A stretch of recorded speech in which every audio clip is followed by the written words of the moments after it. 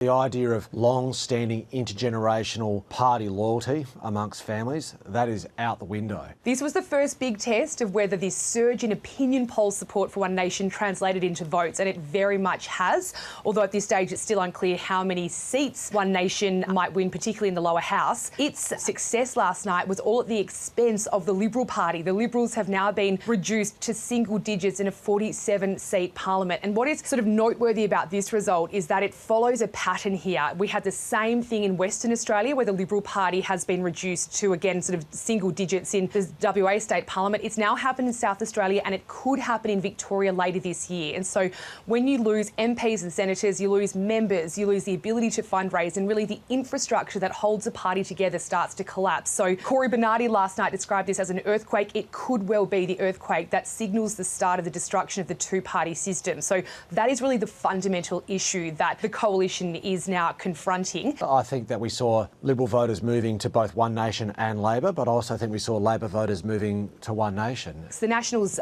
weren't contesting in South Australia, but they will be contesting Farrer, the first federal by-election since last year's federal election. So that will be the first federal litmus test of how popular One Nation is. But also for Labor, it's very powerful and popular at a federal level right now, particularly obviously in South Australia, but they cannot ignore this result either. We shouldn't be shy from putting the mirror up to ourselves and asking what more we can do, particularly in outer suburban Adelaide and regional South Australia. It's the outer suburban areas where One Nation's support seemingly is its strongest, and at the last election, Labor picked up a lot of those seats federally, and so the Prime Minister would be sort of looking on with the realisation that they're not potentially as safe as they once might have looked.